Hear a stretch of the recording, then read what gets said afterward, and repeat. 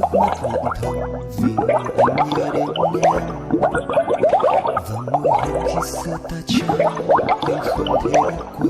Anh ước có một ngày mình ta trao tay, nhưng tình yêu anh trao cho em có hay?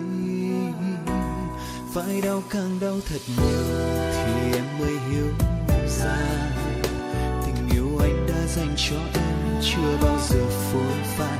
Những lúc vô cùng mang em đâu nhớ anh, môi hôn trao trong vòng tay có biết anh ra lại. Người bước đi như chưa hề quen anh đi, đừng luyến thương vẫn vương dẫu anh đang lệ hoen mi. Phải cố quên bao đau thương em vội trao, còn mỗi anh khát khao nuôi giấc mơ trong nghẹn ngào. Có chắc là em sẽ sống vui bên người ta, có chắc là sẽ hạnh phúc không bao giờ xót xa. Con tim anh đang lạc lối vì nhớ em người ơi, nhưng sao tim em cứ mãi vô tình buông lời. Bên em giờ đây đã có ai kề bên, yêu thương trong anh vụn vỡ chỉ khiến anh buồn thêm. Nếu như một ngày em nhớ đến anh người ơi, chỉ cần em về bên anh bao lâu anh cũng đợi. Phải mất bao nhiêu thời gian để yêu một người mà nay em đã có xa anh rồi.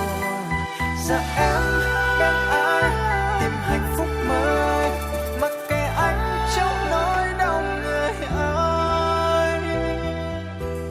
Phải đau càng đau thật nhiều thì em mới hiểu ra tình yêu anh đã dành cho em chưa bao giờ phôi phai.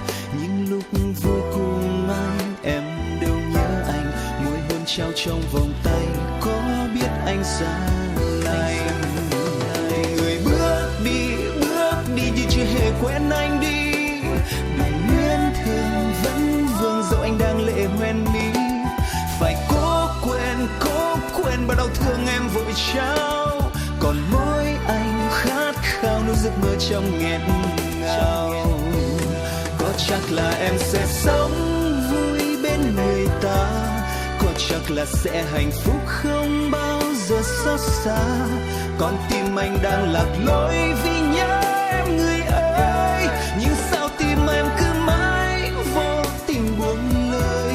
Bên em giờ đây đã có ai kề bên, yêu thương trong anh vụn vỡ chỉ khiến anh buồn thêm.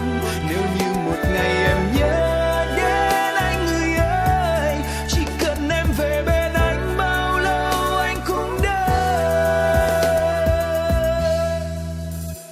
Người bước đi như chưa hề quen anh đi, đừng luyến thương vấn phương dẫu anh đang lệ hoen